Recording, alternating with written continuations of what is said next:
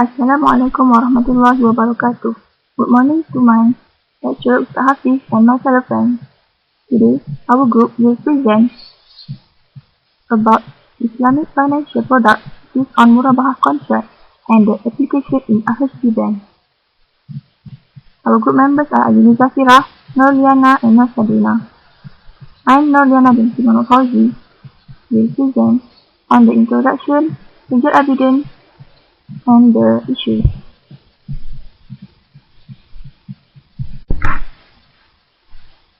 Introduction. First, we go to the definition of Murabahah. The word Murabahah comes from the Arabic word riba, that means profit or gain. So Murabahah literally means doing business at a cost plus profit basis. The definition by John M. Murabahah is a type of sale contract under Sharia Sunni. The purchaser relies upon the integrity of the seller to acquire the desired Sharia compliant asset at a reasonable cost. So as mentioned, Murabahah is one of the sale categories, so that the seller must reveal his cost and specify his profit margin in percentage or in money terms. So this type of sale makes sense for customers who do not know the market price and would like to depend on the declaration of seller.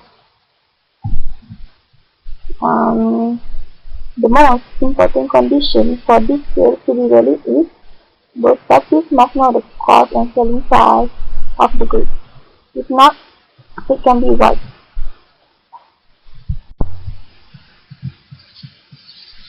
Then we go to legal evidence of Murabahah. Murabahah contract derives its legality from the Quran, the Prophet Muhammad Sunnah, the Muslim Jewish consensus, which is Ijma' and Qiyas. First, the Quran.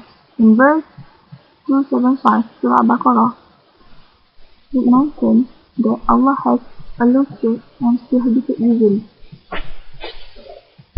In the Sunnah, there's no direct legal authority exists from the Sunnah of the Prophet for the legality of the selling of Murabahah.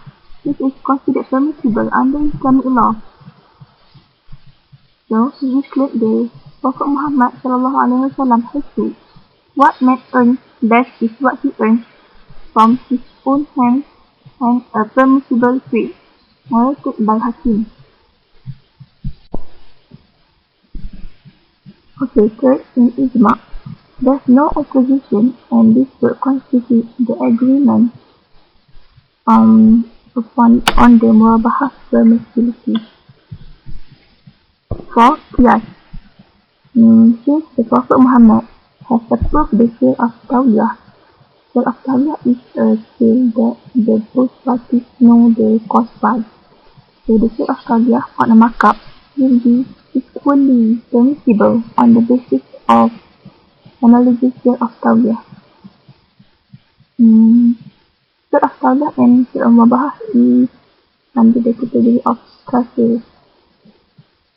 So, the both parties need to know the cost determination and disclosure to the buyer. Alright, so moving to the next subtopic, which is types of Murabahah. So, my name is Ayuni Zafira binti Amir. I will explain to all of you about types, pillars, and also the application, okay, in the RHB Bank. So first we go into the types of Murabahah. First type is goods Murabahah. Goods Murabahah refer to the customer requires the bank to finance the purchase of certain goods. Okay, so example, okay, Ali want to buy a laptop. So he will request to the bank that he want to buy a laptop, then the bank will make a payment to the laptop supplier. Then Ali will receive the laptop, and at the same time Ali need pay back the laptop price with markup price. Okay, so when we talk about goods, the customer or the client must state what goods. Okay, what second types of murabahah is commodity murabahah. Okay, but just to remind us back, okay, it involves with 3 or maybe become 4 party. Alright, so it usually apply in financing. Okay, personal financing, home financing, or whatever financing. Okay, so to the that is the second types of murabahah. Then the last type of murabahah is baik bisaman ajil. Okay, so because as we know that baik bisaman ajil not have applied in Malaysia anymore, as we have used tawaruk, okay, as a replacement for baik bisaman ajil. Alright, so baik bisaman ajil only consists of 2 party, while commodity murabahah or tawaruk will consist of 3 or maybe 4 party in one time. So we move forward to the pillars of Murabahah. Alright, first pillars is contracting parties. Alright, so contracting parties shall be a seller and a purchaser or through an agent. And the second point, shall have the legal capacity to enter into the contract. Okay, what means of legal capacity? So legal capacity where he or she need to have clear mind. Okay, he or she has the power, okay, to accept the responsibility. The second pillars is the asset. Alright, asset must be already in existence and owned by the seller, which is the bank. And then the second one, asset may be a tangible or an intangible asset. Alright, so besides that, okay, asset that have been used, okay, by the seller, have been owned by the seller, must be valuable. Alright, so if you ask me, alright, asset under construction, is it an asset that we can use in Murabahah? The answer is no, cannot be used as the asset not really fully exists. So the last pillar is price. Okay, price in Murabahah contract on a cash or deferred basis and shall be determined and mutually agreed. Alright, so actually price, both party, which is bank and the client, must know, okay, the cost and the markup price. Okay, and they must know in the initial of the agreement. Alright, so if Assalamualaikum warahmatullahi wabarakatuh.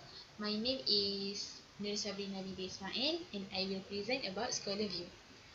First of all, the majority scholars agree that the bank cannot sell the goods by murabahah to the client unless the bank already owns the goods.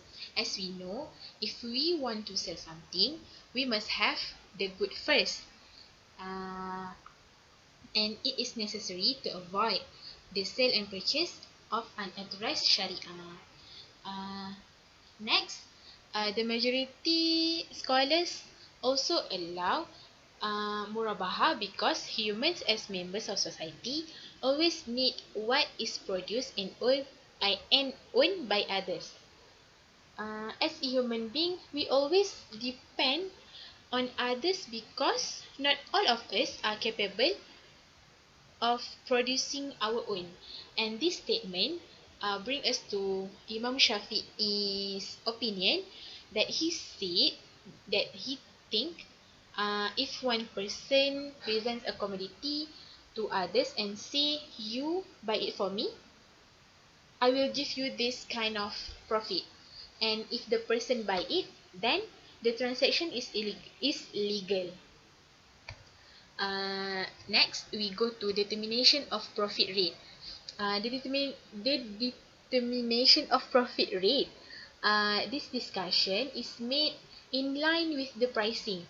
So, based on this hadith, we can conclude for 3 statement. We can conclude that according to Sharia, the price is not determined by any party including the government. And Imam Shawkani said that there should not be any determinants on prices and profits upon any goods by the government because it is regarded as cruel, whereby people are not free to manage their assets. Um, Price is determined by supply and demand in the market, and it takes many aspects to determine uh, prices such as quality, types, production, quantity, and purchasers' desire. So if the government has fixed the price, so as a seller, they cannot determine the price that they want, and the fuqaha do not make any determinants on the price and the amount of profit that should be taken by a dealer. So next we go to if situation like buyer and seller are ignorant about the price and profit in the market, these two opinion brings to that statement. First, Imam Ghazali, Ibnu Hayyan, Ibnu Arabi, and Ibnu Qudamah said that ignorance does not affect the contract because profit does not have its limitation, although it is not known by a buyer or a seller.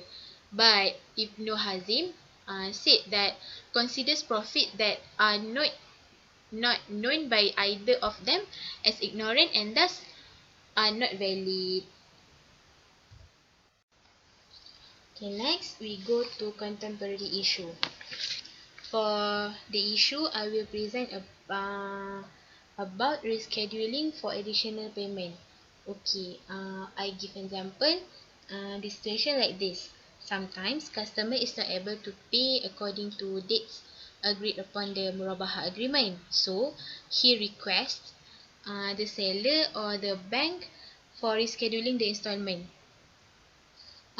For this situation, if it happened to conventional banking, they will add the interest changes for the timing of differences, and this is not possible to Murabahah. In Murabahah, if the customer want to rescheduling the installments, the banks cannot add amount as charge for rescheduling. The amount must be same as in the agreement. Some banks will take this situation will take advantage for this situation by changing the units of currency, and this is also not permissible. Usmani has said that some Islamic banks propose to reschedule the Murabahah price in a hard currency different from the one in which the original sale took place. This was proposed to compensate the bank through appreciation of the value of the hard currency, since the benefit was proposed to be drawn from rescheduling, and it is not permissible. Rescheduling must always be on the basis of the same amount in the currency.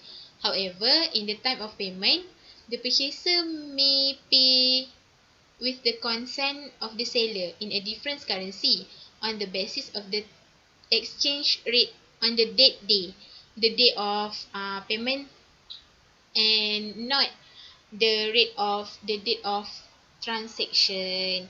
Okay, thank you. That's all from me. Next, we go to the contemporary issue of Murabahah. First, rebate on early payment. The grant of the rebate is at the discretion of the seller, and they cannot be specifically specified in the contract. So for this reason, the majority of the jurists hold that if the earlier payment is conditioned with discount, it is not permissible. However, if this is not taken to be a condition for earlier payment, and the creditor gives a rebate voluntarily on his own, it is permissible. Second, the time value of money. Murabahah versus interest-based loan. Time value of money is one of the important concepts in conventional finance. Time value of money specifies the importance of time in valuing an investment rate. sold because of that present value is not same as future value. For example, 100 in current is more valuable than 100 in the future. So in Islamic finance, the time valuation is only possible when goods are sold, not when monetary values and credit or debt are exchanged. Right. Next, we move forward to the application of Murabahah contract in RHB Islamic Bank. So the first product is commodity Murabahah in current account I and savings account I.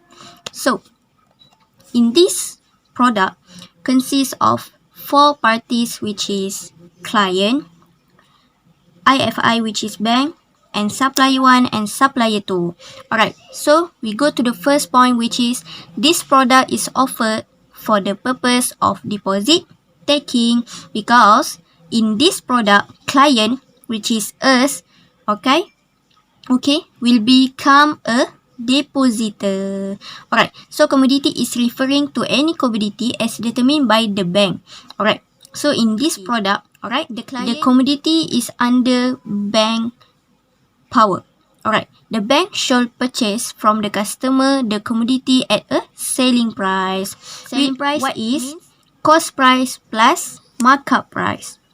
And the last one, the transfer of the commodity shall be evidenced by commodity certificates. So the commodity certificates we can only get when we involve in commodity Murabahah of current account I or saving account I in RHB Islamic Bank.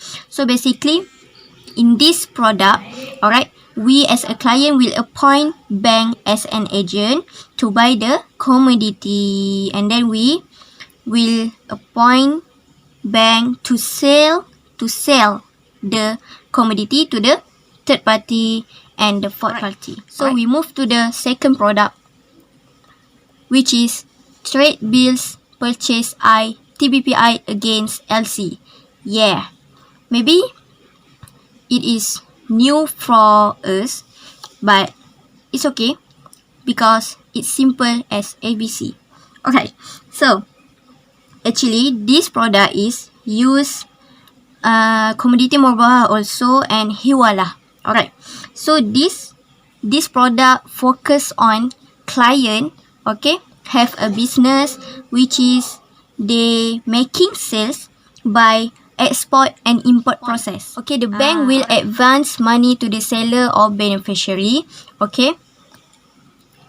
The second point, the bank finance eligible asset only which have been listed by bank itself. So in RHB Bank, okay, there are 3 assets that have been listed, okay, that the bank will finance, or else the bank will reject the issuance of LC. Alright, the last one point is this facility is available to all qualified customers and there is no preset limit on the value of the LC. Alright, we found that minimum value, okay, to issue the LC is only 150 ringgit and there is no maximum amount to when you want to issue the LC. So, if you don't understand, you just go to our assignment.